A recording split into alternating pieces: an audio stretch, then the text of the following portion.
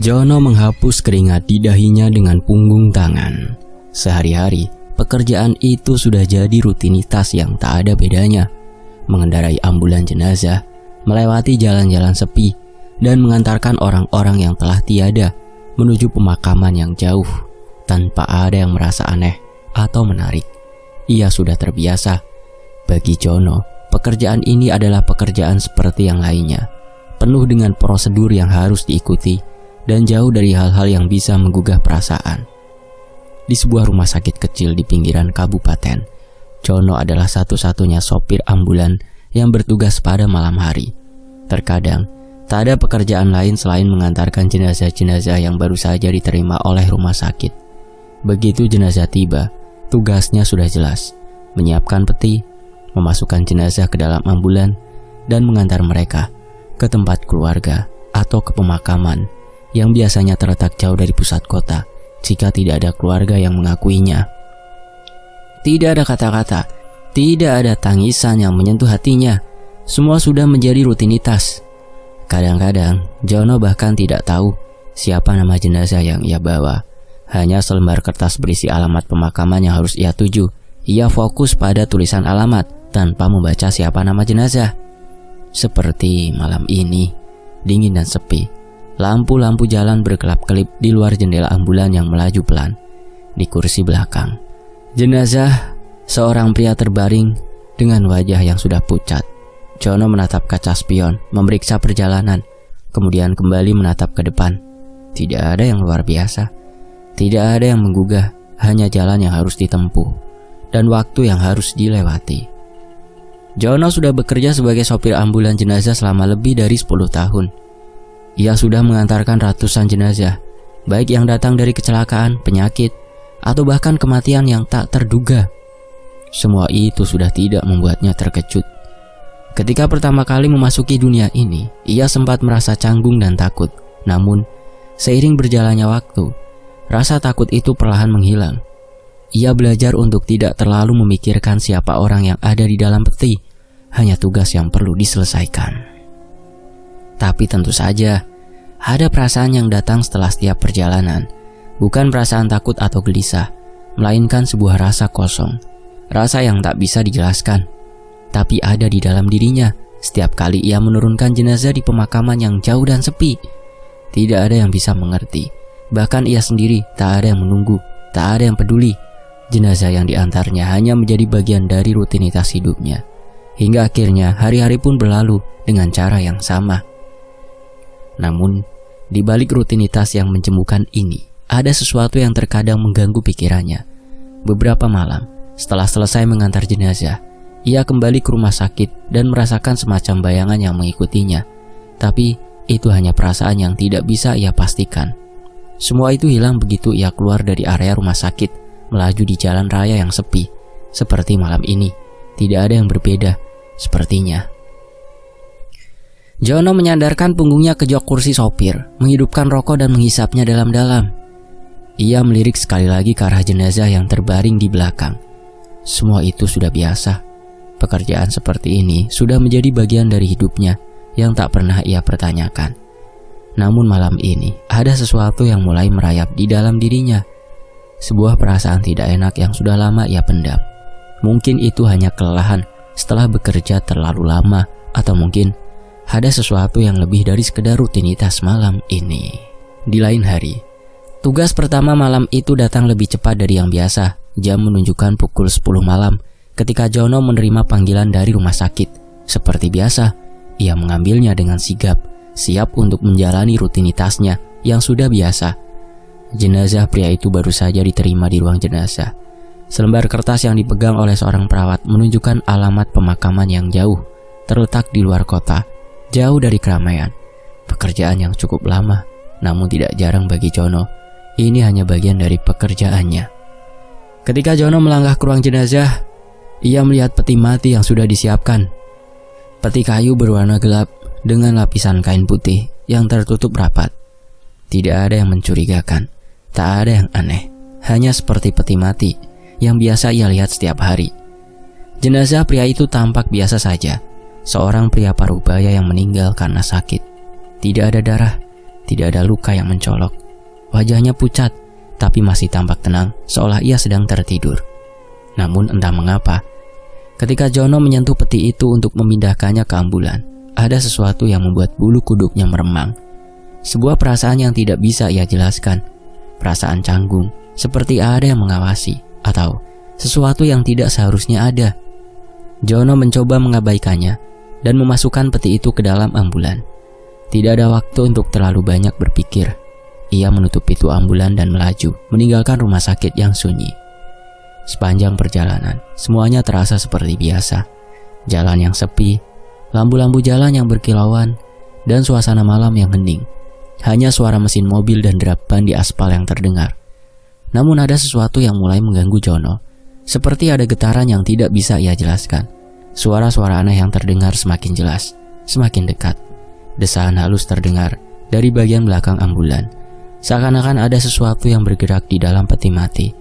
Jono menoleh sejenak melalui kaca spion, memastikan bahwa peti itu tetap berada di tempatnya dengan posisi yang benar. Tapi tidak ada yang berubah, hanya kegelapan malam yang terus meluncur di luar jendela. Suara desahan itu terdengar lagi. Lebih jelas kali ini. Jono menahan nafas, berusaha tidak terlalu memikirkannya. Mungkin hanya perasaan kosong yang kerap datang setelah mengantarkan jenazah. Mungkin hanya bayangan yang dipicu kelelahan. Tapi suara itu semakin nyata, seakan-akan ada sesuatu yang bergerak di dalam peti. Suara gemeretak seperti kayu yang bergesekan dengan sesuatu yang berat. Seperti seseorang yang sedang mencoba keluar dari peti itu. Jono menggigit bibirnya, mencoba menenangkan diri. Ini hanya pekerjaan biasa, ini hanya jenazah. Namun perasaan aneh itu terus membekas. Ia mulai merasa tak nyaman. Rasa cemas yang perlahan muncul, seperti bayangan gelap yang menempel di dalam dirinya.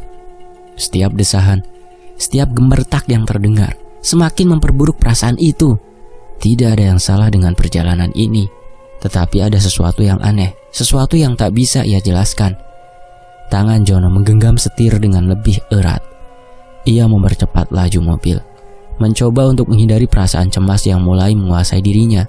Tapi suara itu semakin keras, semakin dekat, seperti ada yang mencoba memberi tanda. Jono menoleh lagi ke kaca spion, dan kali ini ia melihat sesuatu yang membuat hatinya berdegup kencang. Bayangan gelap di dalam kabin ambulan. Bayangan itu bergerak seakan-akan seseorang tengah duduk di belakang peti mati. Jono menyipitkan mata, mencoba memastikan. Tidak ada yang aneh di sana. Hanya peti mati yang terbaring di belakangnya. Namun perasaan yang ia rasakan tetap ada, gelisah, cemas. Dan seakan-akan ada yang salah, sesuatu yang tak terlihat, tetapi bisa dirasakan. Jono berusaha menepisnya. Ia menggulung jendela, berharap udara segar akan meredakan kecemasannya. Tapi suara desahan itu semakin jelas, semakin nyata. Dan perasaan cemas itu meskipun ia mencoba untuk menenangkan dirinya, semakin mendalam. Ada yang tidak beres, dan Jono tahu untuk pertama kalinya malam ini tidak akan berakhir seperti biasanya. Sementara itu perjalanan semakin malam, dan jalanan yang semula lebar dan terawat kini berubah menjadi sempit dan terabaikan. Lampu-lampu jalan yang jarang terlihat membuat kegelapan semakin terasa menekan. Seolah-olah malam itu sengaja menelan semua cahaya yang ada. Hanya suara mesin ambulan yang terdengar, berdesir monoton, bergema di antara pegunungan yang jauh dari keramaian. Jono berusaha untuk tetap fokus, memandangi jalanan yang terjal dan berkelok. Namun semakin lama, semakin banyak suara aneh yang mulai mengganggu pikirannya. Awalnya, itu hanya bisikan samar yang terdengar dari belakang. Suara yang seakan-akan berasal dari mulut seseorang yang berbisik pelan, namun tidak bisa ia dengar jelas apa yang dikatakan. Bisikan itu terus berlanjut, hampir tidak terdengar, namun cukup untuk mengusik rasa tenangnya. Jono menggelengkan kepala, mencoba menepis rasa cemas yang mulai mengganggunya. Aku sudah terlalu lelah sepertinya, pikirnya. Mungkin aku hanya mengantuk. Ia mencoba untuk tetap rasional. Namun, suara itu bukan hanya bisikan. Tak lama kemudian terdengar ketukan halus yang terdengar dari dalam ambulan. Seperti ada yang mengetuk pelan dari dalam peti mati. Tik tik tik. Suara itu jelas sekali, berirama dan terus menerus. Jono memperlambat laju ambulan dan menoleh sejenak ke kaca spion. Tidak ada yang aneh. Peti mati tetap di tempatnya dengan kain putih yang menutup rapat. Tetapi suara itu, ketukan itu semakin sering terdengar. Seakan-akan ada yang memukul dinding ambulan dari dalam. Jono menahan nafas, merasakan ketegangan yang mulai merayap ke seluruh tubuhnya. Tangannya menggenggam setir lebih erat. Ia memutar radio, berharap suara musik bisa menenangkan pikiran yang semakin kacau. Tapi ketukan itu terus berlanjut, dan kali ini semakin keras. Seolah-olah ada kekuatan yang tak terlihat sedang menguji ketahanannya. Jono menelan ludah. Ia tahu ini bukan hanya perasaan kosong, ada yang tidak beres. Namun ia tetap berusaha menenangkan diri. Ini hanya pekerjaan, pikirnya. Aku sudah biasa mengantar ratusan jenazah dan tak ada yang aneh sebelumnya. Tapi semakin lama semakin jelas bahwa malam ini akan berbeda. Suara ketukan itu tidak berhenti dan semakin sering datangnya. Kadang-kadang ia mendengar suara berdesis seperti ada sesuatu yang bergerak cepat di dalam peti. Jono menoleh sekali lagi ke belakang. Namun semuanya terlihat sama seperti sebelumnya. Hanya ada kegelapan dan ketenangan yang mencekam. Mata Jono berfokus kembali ke jalanan. Dan pada saat itulah ia melihatnya di kejauhan. Sebuah jembatan tua yang tampak rapuh berdiri di atas sungai yang gelap. Lampu jalan yang menyinari jembatan itu tampak redup. Seakan-akan cahaya itu hanya mampu menembus kegelapan beberapa meter di depannya. Jono melaju lebih dekat dan tiba-tiba ia melihat kilatan cahaya yang tidak biasa di kaca spion. Sesuatu yang sepertinya melintas cepat. Cahaya yang tidak seharusnya ada di tengah kegelapan. Jantung Jono berdetak lebih cepat. Ia memicingkan mata, mencoba mencari tahu apa yang baru saja ia lihat. Namun sebelum ia sempat berpikir lebih jauh, bayangan hitam melayang di atas jalanan, seolah-olah menari di udara, bergerak dengan kecepatan yang tidak wajar, seperti bayangan seseorang yang melayang tanpa suara. Jono terkejut dan menekan rem mendadak. Ambulan itu mengerem keras dan ban mencium aspal dengan keras, dan mobil itu terguncang beberapa detik. Ketegangan dalam dirinya memuncak dan tubuhnya terasa kaku. Ia mencoba untuk bernafas tenang, namun udara malam itu terasa semakin sesak. Apa yang baru saja ia lihat? Bayangan itu. Siapa itu? Pada saat itulah ia mendengar suara gemetar dari belakang. Peti mati itu bergetar, perlahan seperti ada sesuatu yang bergerak di dalamnya. Jono menoleh dengan cepat, wajahnya semakin pucat. Dari kaca spion, ia bisa melihat dengan jelas. Peti mati itu bergerak, perlahan bergoyang ke kiri dan ke kanan, seakan-akan ada sesuatu di dalamnya yang ingin keluar. Jono merasa seolah-olah dunia tiba-tiba membeku. Ketegangan yang luar biasa mencekam dirinya, membuatnya kesulitan untuk bernafas dengan normal. Ada sesuatu yang mengikutinya, sesuatu yang lebih dari sekedar jenazah biasa. Suara-suara aneh yang semakin keras, peti mati yang bergerak, bayangan hitam yang melayang di udara. Semuanya mengarah pada satu kesimpulan yang sangat mengerikan. Ada sesuatu yang tidak beres dan itu mengejarnya. Tubuh Jono gemetar, tangannya masih memegang setir dengan erat. Ia tahu jika ia tidak segera melanjutkan perjalanan, ia akan kehilangan kendali atas dirinya sendiri. Namun ketakutan yang menyelimuti hatinya membuatnya tak tahu harus berbuat apa. Satu-satunya yang ia tahu adalah bahwa malam ini ia bukan lagi sopir ambulan jenazah yang biasa. Ia bukan lagi Jono yang tenang dan rasional. Malam ini ada sesuatu yang lebih gelap, lebih menakutkan yang sedang mengikutinya. Sesuatu yang tidak dapat dijelaskan oleh logika. Sementara itu, Jono masih mengemudi melewati jalanan yang semakin sempit dan berliku, jauh dari keramaian kota. Pemandangan sekitar terlihat semakin sunyi, dihiasi dengan pepohonan besar yang tumbuh tinggi di kedua sisi jalan, seakan-akan membatasi dunia yang ada di dalamnya. Suasana malam semakin pekat, hanya suara deru mesin ambulan yang mengisi kekosongan udara. Di kejauhan, lampu pemakaman yang redup terlihat menandakan bahwa mereka sudah hampir sampai. Jono merasa semakin terasing, meski telah mengantarkan banyak jenazah ke tempat-tempat yang lebih jauh. Ada sesuatu yang terasa berbeda malam ini. Ketika tiba di gerbang pemakaman, Jono menarik nafas panjang. Ini adalah salah satu pemakaman paling terpencil yang pernah ia kunjungi. Tidak ada orang di sekitar, hanya peti mati yang akan diturunkan dan dikuburkan di tanah yang sepi ini. Ia sudah sering mengantarkan jenazah ke tempat seperti ini. Namun entah mengapa malam ini hatinya terasa berat, seperti ada beban yang tak terlihat menggantung di atasnya. Jono berhenti tepat di dekat salah satu makam yang sudah disiapkan. Dengan langkah pelan, Ia membuka pintu ambulan dan melangkah keluar, menatap area pemakaman yang sunyi. Bau tanah yang lembab menyentuh hidungnya, seolah menciptakan aura yang semakin mengusik. Hanya ada sedikit cahaya dari lampu jalan yang bersinar redup, menerangi jalan setapak menuju liang lahat. Beberapa pohon besar di sekitar pemakaman berdiri tegak, seolah menjaga tempat itu dari pandangan orang luar. Dengan hati-hati, Jono membuka pintu belakang ambulan dan mulai menarik peti mati keluar. Namun saat ia mengangkatnya, perasaan tidak nyaman semakin menggelayuti dirinya. Ada ketenangan yang sangat mencekam di sini, dan suara desisan dari dalam ambulan tadi yang semakin lama semakin aneh, seakan-akan menjadi lebih nyata. Setelah dibantu menurunkan peti mati oleh juru kunci makam, peti mati itu pun akhirnya diletakkan di tanah, dan beberapa langkah di depannya, Jono bisa melihat tanah yang baru saja digali untuk menampung tubuh yang ada di dalamnya. Dengan perasaan cemas yang kian membesar, Jono membuka tutup peti mati. Suara kayu yang berderak keras membuat ketegangan dalam dirinya semakin memuncak. Ia menatap dalam-dalam ke dalam peti, menunggu apa yang akan ia lihat.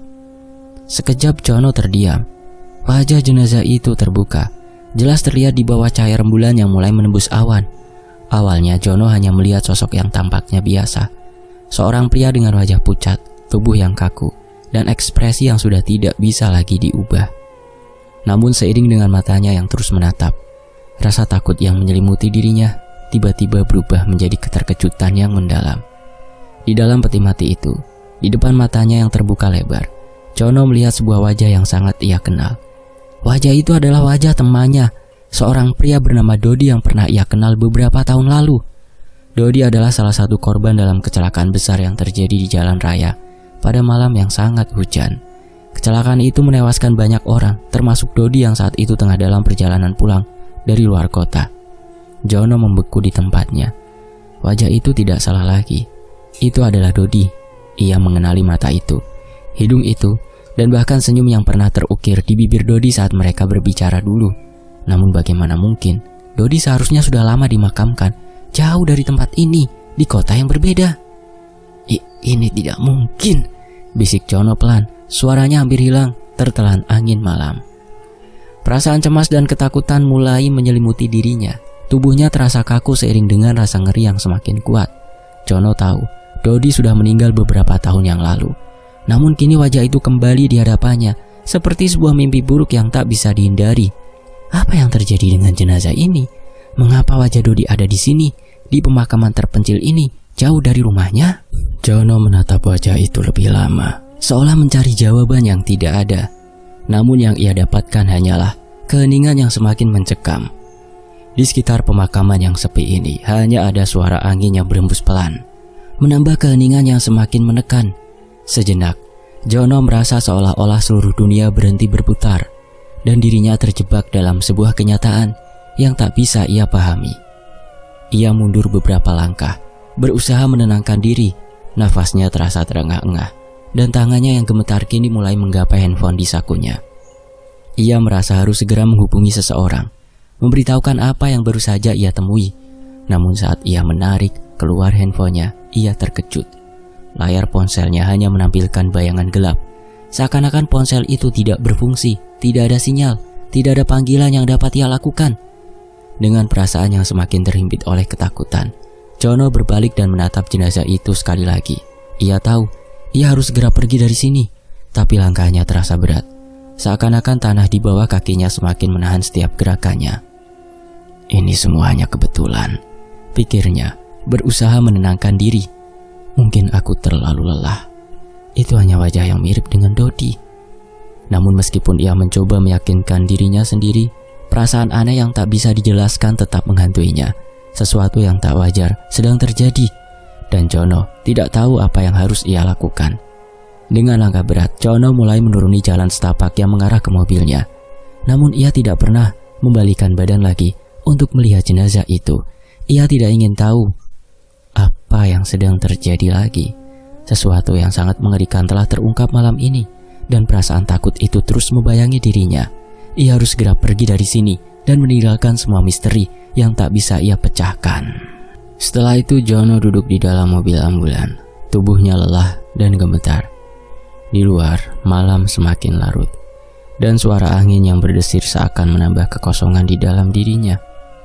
Ia menatap lurus ke jalanan, namun pikirannya melayang jauh, terbang kembali ke masa lalu, ke sebuah kecelakaan yang telah lama terlupakan, atau setidaknya yang ia coba lupakan. Sekitar 10 tahun yang lalu, Jono pernah terlibat dalam sebuah kecelakaan besar. Waktu itu ia baru saja memulai karir sebagai sopir ambulan di rumah sakit tempatnya bekerja sekarang. Ia masih muda dan kurang berpengalaman, dan dalam sebuah perjalanan malam yang penuh hujan lebat, ia kehilangan kendali atas mobil ambulan yang ia kemudikan. Jalanan yang licin dan cuaca buruk membuatnya tidak bisa melihat dengan jelas. Dalam sekejap, ia menabrak sebuah bus yang melaju kencang di sisi jalan. Kecelakaan itu menewaskan banyak orang, termasuk penumpang bus yang terjebak dalam reruntuhan. Jono masih ingat bagaimana sirine ambulan dan suara tangisan memenuhi udara malam itu. Ia tidak tahu bagaimana caranya, namun ia selamat dari kecelakaan tersebut. Meskipun begitu, ia merasa hidupnya tidak akan pernah sama lagi. Wajah-wajah para korban yang terperangkap dan sekarat dalam kecelakaan itu selalu menghantuinya setiap kali ia memejamkan mata. Namun, salah satu wajah yang paling ia ingat adalah wajah Dodi, teman lama yang ia kenal saat masih muda. Dodi adalah salah satu penumpang yang meninggal malam itu. Jono merasakan tenggorokannya tercekat, seolah-olah ia baru saja mengingat sebuah kenyataan yang ia coba kubur jauh di dalam hatinya. Kenangan itu kembali menghampirinya, seolah ingin memberitahu sesuatu yang sangat penting, sesuatu yang telah ia abaikan begitu lama. Ia mengingat betapa Dodi yang dulu selalu ceria dan penuh semangat tidak bisa selamat dari kecelakaan itu. Dodi yang selalu berbicara tentang masa depan dan impiannya kini tinggal menjadi kenangan yang tidak akan pernah kembali. Tidak mungkin, bisik Jono pelan. Ia merasa dunia berputar cepat, dan perasaan bersalah yang menggerogoti hatinya semakin menyesakkan. Ia seperti ada sesuatu yang mengikatnya dengan peristiwa itu, sesuatu yang lebih dari sekedar kecelakaan. Jono merasa seolah-olah ia tidak hanya kehilangan Dodi pada malam itu, tapi juga bagian dari dirinya sendiri. Jono kembali memandang ke arah jalan yang membentang di depannya, dan tiba-tiba bayangan Dodi muncul dalam pikirannya, berdiri di samping ambulan yang sedang melaju. Wajahnya terlihat samar, seolah hendak memberi petunjuk. Tapi itu hanya bayangan, bukan kenyataan kan?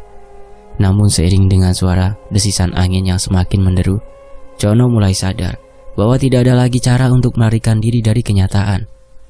Kenapa jenazah Dodi ada di sini malam ini dalam perjalanan yang seharusnya biasa ini?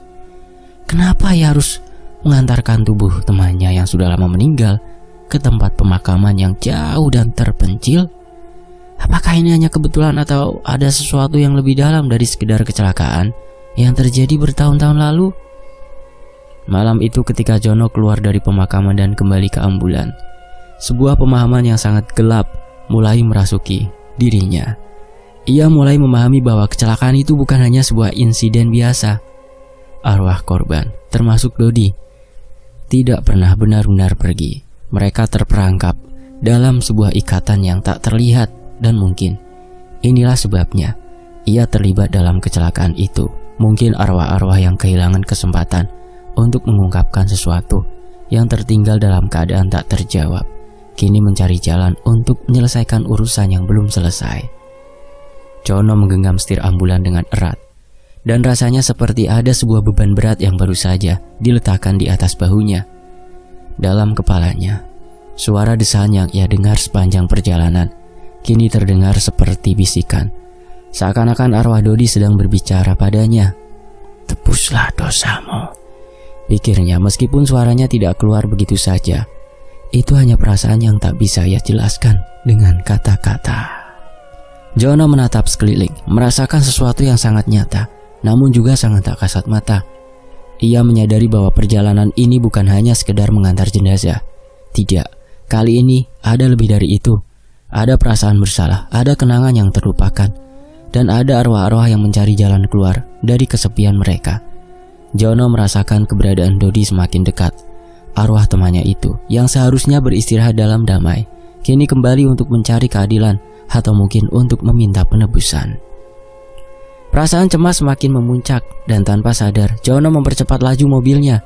Mungkin hanya dengan menyelesaikan perjalanan ini ia bisa menebus segala dosanya. Namun di dalam hati kecilnya ia tahu bahwa ini bukan akhir dari cerita. Ini hanyalah awal dari sebuah perjalanan yang lebih panjang, yang mungkin tidak akan pernah berakhir. Malam semakin larut dan perjalanan Jono semakin terasa mencekam. Kegelapan yang pekat menguasai setiap sudut jalan yang ia lewati, seolah menelan seluruh dunia di sekitarnya. Namun bukan hanya jalan yang gelap yang mengintai, perasaan cemas di dalam diri Jono semakin mempuncah. Seiring dengan penampakan-penampakan gaib yang semakin sering ia lihat, Jono memandang kaca spion dengan gugup. Di sana, di balik kaca yang berdebu, ia melihat bayangan samar seorang pria berdiri di samping ambulan. Bayangan itu mengaburkan bentuknya, seakan-akan sosok itu melayang di udara. Jono menatap lebih tajam, namun bayangan itu hilang seketika. Sejurus kemudian, ia merasa angin dingin menyentuh wajahnya. Seakan ada sesuatu yang melintas di samping mobil. Ia menelan ludah, mencoba mengabaikan perasaan tidak enak yang semakin menggerogoti hatinya. Namun, suara ketukan halus terdengar di bagian belakang ambulan. Jono menoleh ke belakang, namun tidak apa-apa di sana. Tapi saat ia kembali menatap kaca spion, bayangan pria yang tadi tampak kembali. Kali ini bayangan itu lebih jelas. Wajah yang ia kenal dengan sangat baik, Dodi. Dodi teman lamanya yang tewas dalam kecelakaan itu. Jono terkejut hampir menabrak pembatas jalan karena refleks menoleh ke belakang. Ketika ia menoleh ke depan lagi, mobil ambulans sudah berada di jalan yang lebih gelap dan sepi. Bayangan itu hilang. Namun perasaan tak tenang semakin merasuki dirinya. Ia merasa ada yang mengawasinya. Ada yang mengikuti setiap langkahnya, bahkan lebih dekat daripada yang ia inginkan. Di sepanjang jalan, suara bisikan mulai terdengar, pelan namun jelas. Seperti datang dari dalam peti mati. Jono tidak bisa menangkap kata-kata yang diucapkan. Namun rasa takut itu begitu nyata. Ia menurunkan kecepatan mobil, berharap bisa menenangkan dirinya. Tapi semakin ia mencoba untuk rasional, semakin ia merasa terperangkap dalam sesuatu yang tidak bisa dijelaskan dengan logika. Tangan-tangan yang pucat kurus dan terbungkus kain kafan terjulur keluar dari dalam peti mati. Jono terkesiap, matanya membelalak. Tangan itu tidak bergerak cepat, hanya terjulur sedikit, seperti meraih sesuatu, lalu kembali ke dalam peti. Namun pemandangan itu sudah cukup untuk membuat darahnya beku. Keringat dingin mulai mengalir di sepanjang punggungnya. Jono menekan rem dengan panik, hampir menghentikan kendaraan di tengah jalan. Hatinya berdegup keras, berusaha untuk menenangkan diri. Semua hal aneh yang ia alami, mungkin ada penjelasan logisnya, mungkin ia sedang kelelahan atau halusinasi. Namun seiring dengan berlalunya waktu, ia semakin merasa bahwa penjelasan rasional bukanlah jawaban dari semua ini. Dodi, itu adalah wajah yang ia lihat, wajah yang selalu ia kenal, wajah seorang teman yang sudah tiada. Apa yang sebenarnya terjadi? Kenapa arwahnya datang? Apa yang ia inginkan dari Jono? Tidak mungkin ini hanya kebetulan. Jono merasakan perasaan bersalah yang semakin menggerogoti hatinya. Ia teringat kecelakaan yang terjadi bertahun-tahun lalu, di mana ia adalah sopir yang menyebabkan banyak orang kehilangan nyawa, termasuk Dodi. Setelah melewati malam yang penuh dengan teror, Jono mulai merasa terperangkap dalam ingatannya sendiri. Penampakan-penampakan yang tak terhindarkan dan bisikan-bisikan yang semakin sering terdengar di telinganya menggerogoti ketenangannya. Namun meskipun tubuhnya gemetar ketakutan, ada satu hal yang belum ia lakukan, mencari tahu lebih dalam tentang kecelakaan yang selama ini menghantui dirinya.